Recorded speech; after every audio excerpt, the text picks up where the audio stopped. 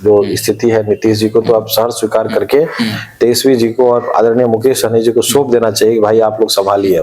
यदि कांग्रेस किसी कैंडिडेट को लड़ा रही है तो आरजेडी भी इस चीज को देखेगी, वो कमेटी देखेगी, वो हमारा सीट निकल सकता नहीं। देखिए कांग्रेस का जो प्रदर्शन जिस हिसाब से रहा है, टिकट देना एक अलग चीज है, लेकिन इस बार यदि सरकार बनाना है और तो एक एक सीट पे हम लोगों को मंथन करना होगा, चिंतन करना होगा। सिर्फ टिकट बांटना उद्देश्य नहीं है, टिकट कौन कितना सीट निकाल सकते हैं उस हिसाब से कैंडिडेट का सिलेक्शन होगा। नोरमा ग्रुप, जो सोचता है वो करता है, आपके अपने सपनों का आशियाना। नमस्कार, मैं हूं सागर कुमार, भारत लाइव देख रहे हैं आप। देखिए, बिहार की राजनीति मकर संक्रांति के बाद से एक नई करवट ली है। लगातार हम आपको खबरें दिखा रहे थे और बिहार से लेकर दिल्ली तक एक ही चर्चा थी कि खरवास के बाद खेला होगा। हालांकि खेला तो नहीं हुआ, लेकिन हाँ इतना जरूर हुआ कि बिहार की जो सियासत थी वो गर्म हो गई। हर पॉलिटिकल पार्टी और हर नेता अब इसको अपने अपने एंगल से देख रहा है। इसी मुद्दे पर आज हम बातचीत करेंगे। हमारे साथ खास मेहमान के रूप में जुड़े हुए हैं संजीव मिश्रा, जो वीआईपी पार्टी के बड़े नेता हैं, बिहार के अंबानी कहे जाते हैं, सन ऑफ मिथिलांचल कहे जाते हैं। पहले तो बहुत बहुत स्वागत है। बहुत बहुत नमस्कार सर। जो बिहार के राजनीति में चर्चा है और मकर संक्रांति के बाद जो कहा जा रहा था कि खेला होगा, विकेट तो आप लोगों ने गिरा दिया एक। देखिए ये जो महागठबंधन है अभी इसमें बहुत कुछ होना है, बहुत लोग वेट एंड वॉच में हैं और काफी लोगों पे हमारा भी नजर है और हमारे पे दूसरे पार्टी का भी नजर है। जो कयास लगाया जा रहा था कि 14 तारीख को खेला होगा और मीडिया काफी टाइम से आप लोग चला रहे हैं कि सत्ता परिवर्तन हो सकता है, चेंजेस हो सकते हैं, तो अभी समय बीता नहीं है, अभी भी बहुत कुछ होना बाकी है। अच्छा। और आपने आज देखा कि जिस तरीके से लालू यादव जी गए थे पशुपति पारस जी के यहाँ, और जिस हिसाब से कोई खास पार्टी किसी व्यक्ति को इतनी ऊंचाई पे ले जा करके या धड़ाम से नीचे गिरा देती है बीजेपी, तो बीजेपी किसके साथ कब क्या कर देगी कहना मुश्किल है। इस पार्टी का काम है कि किसी को बहुत अर्श पे ले जाना, फिर फर्श पे गिरा देना, और अपने सत्ता को हासिल करने के लिए ये पार्टी कुछ भी कर सकती है। हमने देखा कि आप भी वहां गए हुए थे। जी बिल्कुल गए हुए थे। हमारे नेता का आदेश था कि आपको जाना है, तो और हमारे साथ कुछ और कलीग थे, हम लोग गए थे, उनसे मुलाकात करके आए। उसी क्रम में हमने देखा कि लालू जी भी हैं वहाँ और लालू जी से अच्छी बातचीत हुई है। और महागठबंधन एक ऐसी पार्टी है, यहाँ सबके लिए दरवाजा खुला हुआ है, जिनको अच्छा लगता है और कंफर्ट फील करते हैं वो आ सकते हैं, उनका वेलकम है। लेकिन लालू जी ने ही तो कहा था कि लोजपा रामविलास के तो ओरिजिनल नेता चिराग पासवान है, पशुपति पारस तो ऐसे ही। चिराग जी तो बाद में है ना, पहले तो पशुपति पारस जी। रामविलास जी के बाद कौन है? आप रामविलास जी के बाद किनको जगह दीजिएगा? चिराग तो कहता है कि हम हैं वारिस।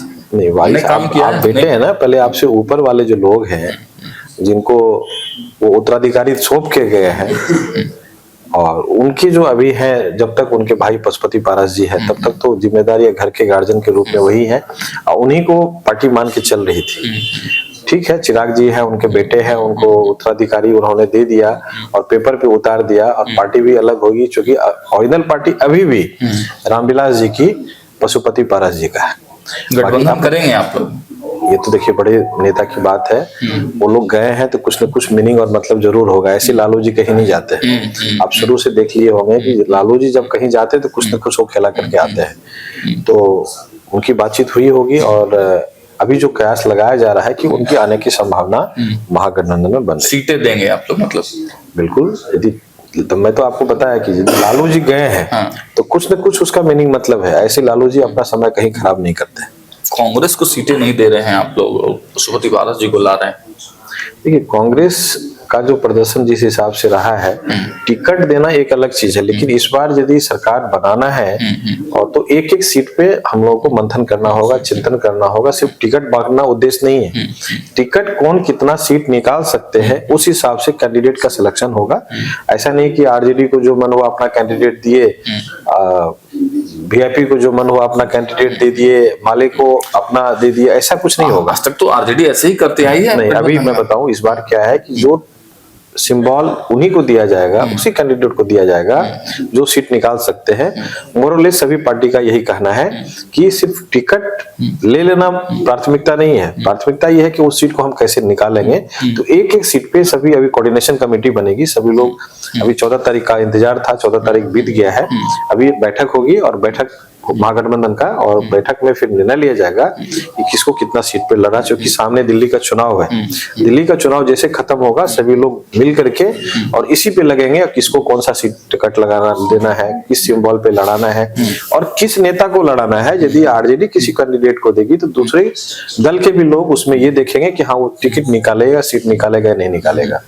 यदि कांग्रेस किसी कैंडिडेट को लड़ा रही है तो आरजेडी भी इस चीज को देखेगी, वो कमेटी देखेगी वो हमारा सीट निकल सकता है नहीं निकल, मतलब एक एक सीट पे मंथन होगा तभी हमारी सरकार बनेगी। इस पे नेता चिंतन कर रही है, विचार कर रही है और आपस में मीटिंग करके इसको तय करेगी। ऐसा आज तक हुआ नहीं है, आरजेडी ने हमेशा ही अपने आप को सर्वोपरि माना है और अपने हिसाब से वो टिकटों का बंटवारा करते हैं, उसके बाद फिर गठबंधन के पास आते हैं। नहीं, आरजेडी में आपने देखा था कि चुनाव से पहले एक एक कार्यकर्ता से, एक एक बूथ स्तर के नेता से मिलना आज तक कभी हुआ था? तेजस्वी जी कर बिल्कुल आज तक आपने देखा होगा, इस तरह से कभी नहीं हुआ था। या आपने पीछे यदि किसी से बात करेंगे, लेकिन ये चर्चा तो है ना कि लोकसभा में जो जोड़ी काफी हिट जोड़ी थी मानी जा रही थी, हालांकि रिजल्ट वो नहीं आ पाया, लेकिन चुनाव के बाद से मुकेश सहनी और तेजस्वी यादव के बीच में बहुत ज्यादा बॉन्डिंग दिख नहीं रहा है। देखिए बॉन्डिंग साथ बैठने से नहीं होता है, सभी अपने अपने काम पे लगे हुए हैं। कल भी मैं गया था, आदरणीय मुकेश सहनी जी तो पेपर वर्क कर रहे थे, अच्छा, अपने बंद कमरे में ड्राइंग रूम में। तो किस सीट पे हम लड़ सकते हैं, कहाँ कैसा सब सामाजिक समीकरण बन रहा है, तो उनका भी कल यही कहना था कि भाई हम उसी सीट पे चुनाव लड़ेंगे जहां से हम हमारा कैंडिडेट, हमारा सामाजिक समीकरण बैठ रहा है और सीट निकालेंगे। क्या कुछ डिमांड भी है माइंड में, कितने सीटों पर? दिमाग हम लोग 35 से 40 सीट पे हम लोग चुनाव लड़ेंगे, 40 सीट पे लड़ेंगे हम लोग चुनाव। और नेताजी भी ने यही किए हैं, बाकी तो नेताजी है सर्वोपरि, वो निर्णय लेंगे कितना सीट पे लड़ेंगे। लेकिन ये ऐसा कयास लगा जा रहा है जो चर्चा का विषय रहा है, जब बातचीत होती है तो उसमें पता है कि 40 सीट प्लस में हम लोग चुनाव लड़ेंगे, 40 सीट प्लस चुनाव लड़ेंगे। अच्छा, चिराग पासवान को लेकर भी बिहार की राजनीति में कई तरह की चर्चाएं हो रही थी, हालांकि मुख्यमंत्री जी उनके आवास पर आए, उसके बाद मुलाकात नहीं होती है चिराग पासवान से, कई तरह के सियासी कयास लगाए जाते हैं कि नाराज चल रहे हैं मुख्यमंत्री। आपको क्या लगता है? देखिए इस पे तो जो कहीं भी सीएम जाते हैं तो उनका एक प्रोटोकॉल होता है, उनका एक सिक्योरिटी सिस्टम होता है, उनका 1 घंटा पहले वहां जाकर के स्थल निरीक्षण करना या उनको सूचना देना कि हाँ आए या नहीं आए। हालांकि इस बात की भी चर्चा है कि 11:30 बजे का टाइम दिए थे, 10:15 बजे आए, वो लोग सोचे कि भाई 11:30 बजे आएंगे तो हम पूजा पाठ कर ले। इस तरह की चर्चा है, दोनों पक्ष और विपक्ष दोनों बात में बताऊंगा कि उनके दिमाग में कैलकुलेशन था 11:30 बजे आएंगे, लेकिन बिफोर टाइम आ गए तो पूजा पे बैठे हुए थे, उठ नहीं पाए, जैसे चिराग जी का कहना है। लेकिन एक बात और भी है कि कहीं सीएम आएंगे तो 1 घंटा पहले पता चल जाता है कि सीएम साहब आ रहे हैं, तो नहीं मिलना ये तो इस पे कोई भी टीका टिप्पणी करना गलत हो जाएगा। इस पे कुछ बोल देना, ऐसा नहीं कि हम कुछ भी बोल दें, लेकिन एक चीज है कि यदि सीएम साहब आए हैं तो उनको चिराग जी को उनसे मिलना चाहिए था। अच्छा, सीएम नीतीश कुमार को तो आप लोग भी बुला रहे हैं, राजद से ही लगातार आवाज उठ रही है, कोई लोग बुला रहे हैं, कोई लोग दरवाजा बंद कर रहे हैं, असमंजस क्यों है इतना? नहीं, कोई असमंजस नहीं है। लालू जी ऐसे व्यक्ति है, ऐसे नेता रहे हैं कि उन्होंने सभी का वेलकम किया, बोलने के लिए कभी कुछ बोल दे, लेकिन उनके मन में कोई बात रहती नहीं है। यदि कोई आते हैं, कहीं जाते हैं तो जाने में भी परहेज नहीं है, आने में भी परहेज नहीं है, ये लालू जी का कहना है। और जो मीडिया में किसी तरह की बात उछाली जा रही है कि गेट बंद है, दरवाजा बंद है, ऐसा कुछ नहीं। राजनीतिक में कुछ भी असंभव नहीं होता, सब कुछ संभव है। उस समय के हिसाब से परिवर्तन जरूर होता है, उसको एक्सेप्ट करना पड़ता है। तो यदि कोई ये रिजिड होके बोल दे कि हम यहाँ नहीं जा सकते या वहां नहीं जा सकते, किसी को नहीं बुला सकते, वीआईपी स्वागत करेगी महागठबंधन में, अगर वापस आते हैं नीतीश जी तो आप लोग स्वागत करेंगे? देखिए ये तो हम कैसे बता सकते हैं आपको, हम तो एक साधारण कार्यकर्ता है। ये तो जो हमारे शीर्ष नेतृत्व है वो लोग इस बात को करेंगे कि हाँ लाना है नहीं लाना है, उस समीकरण बैठा नहीं बैठा, कितना सीट पे कितना कैसे तय होगा। यदि ऐसा लगता है कि नीतीश जी के आने से कि आ सकते हैं तो इनकी संभावना बन सकती है, तो ये तो लालू जी निर्णय लेंगे, जो हमारे नेता है वो निर्णय लेंगे कि आए नहीं आए, क्योंकि वो आएंगे तो कहीं न कहीं इनकी संभावना बहुत कम बन रही है। लेकिन 1 महीना से आप ही लोग चला रहे हैं कि उनकी आने की संभावना बन रही है। और आदरणीय नेताजी जो लालू प्रसाद यादव जी है वो उनका वेलकम करने के लिए तैयार है। और लालू जी ने ऐसा स्टेटमेंट भी दिया है कि नहीं आएंगे तो सीएम कुर्सी के डिमांड के साथ आएंगे वो। ऑब्वियस है सीएम कहीं कोई भी किसी भी पार्टी में जाएंगे तो ऑब्वियस है कि वो तो चाहेंगे कि भाई हम सीएम बने। तो फिर तेजस्वी यादव जी का पत्ता कट जाएगा। नहीं, पत्ता कैसे कटेगा? हाँ। पत्ता कैसे? ये भी हो सकता है कि वो आकर के बोलेंगे ठीक है आप नेक्स्ट जनरेशन है, आप युवा है, संभालिए, ऐसा भी हो सकता है। नहीं, एक चर्चा इसकी संभावना ज्यादा है। नीतीश जी के जो पुत्र है निशांत, वो भी राजनीति में कदम रखने वाले हैं। कई लोगों हमारे ही चैनल के माध्यम से कई लोगों ने ये बातें उठाई हैं। नहीं, हमें ये जो मेरा व्यक्तिगत रहता है, हमें नहीं लगता कि उनका कोई इंटरेस्ट है, और इसमें उनका जब इंटरेस्ट नहीं होगा तो सफल भी नहीं हो पाएंगे। क्योंकि किसी भी काम को हम करने जा रहे हैं, मेरा इंटरेस्ट ही नहीं, जबरदस्ती का आप धकेल रहे हैं तो उसमें उनको सफलता नहीं मिलेगी, और मुझे नहीं लग रहा है कि वो आएंगे। अच्छा, एक तीसरे मोर्चे की भी बात कही जा रही है। कहा जा रहा है कि अगर सम्मानजनक सीटें नहीं मिलती है वीआईपी को, प्रशांत किशोर हैं, राजद और कांग्रेस में अगर नहीं पड़ता है तो वो दोनों अलग हो सकते हैं। तीसरे मोर्चे की संभावना देखिए, मैं बताऊं, कांग्रेस कभी भी बिहार में अलग नहीं होगी, और होगी तो कोई फायदा नहीं है। जहां तक हम लोगों को लग रहा है कि कांग्रेस का कोई संगठन नहीं है बिहार में, और यदि मैं बता रहा हूँ आपको, मैं सही बता रहा हूँ, कांग्रेस का संगठन है नहीं। और जहां कहीं भी सीट निकल रहा है, यदि महागठबंधन में है तो कहीं न कहीं उनका वोट एक दूसरे को सपोर्ट होता है, लेकिन इंडिविजुअल यदि कांग्रेस चुनाव लड़ती है तो उनमें हमको नहीं लग रहा कि बहुत बेनिफिट होगा। तो साथ मिल करके चलने में फायदा है, तो मेरा यही रहेगा कि साथ इशारा दे रहे हैं आप। हमारे संपादक ने भी एक बार कहा था ये बात कि देखिए, वीआईपी पार्टी जो है कहीं ना कहीं कांग्रेस के विकल्प के तौर पे एक तरह से उसको लोग देख रहे हैं, और इसी वजह से कांग्रेस अपने आप को असहज महसूस कर रही है, और इसीलिए 70 डिमांड किया गया, 70 सीटों का, 2 डिप्टी सीएम, इसीलिए पहले से ये डिमांड किया जा रहा है। आप लोग उनका जगह ले रहे हैं, लेना चाहते हैं? नहीं, जगह नहीं लेना चाह रहे, वो अपना जो उनका हक हिस्सा उनको जरूर मिले, लेकिन हमारा जो हक हिस्सा है वो भी हमको मिलना चाहिए, क्योंकि हम लोग को अपना हक हिस्सा नहीं मिलेगा तो हम लोग तो भाई अपना रास्ता जरूर देखेंगे। वो तो कह रहे हैं कि हमको सवर्ण डिप्टी सीएम चाहिए और एक अल्पसंख्यक डिप्टी सीएम चाहिए, फिर मुकेश सहनी कैसे बनेंगे डिप्टी सीएम? नहीं, वो कहने के लिए तो लोग अपना दावा पेश करते हैं भैया कि आप 2 डिप्टी सीएम चाहिए, कैसे 2 डिप्टी सीएम मिलेगा आपको? फिर हमारे नेता क्या करेंगे? हमको भी तो जगह चाहिए।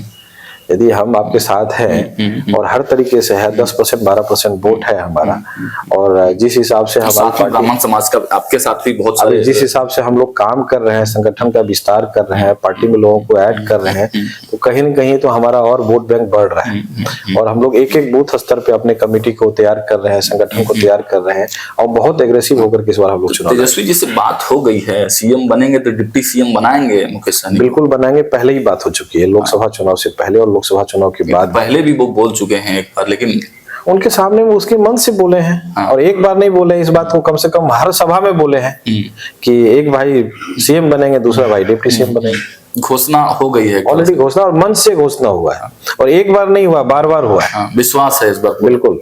दोनों जो युवाओं की जोड़ी है वो कमाल इस बार करने जा रही है 2025। यूथ का ही समय है अब तो।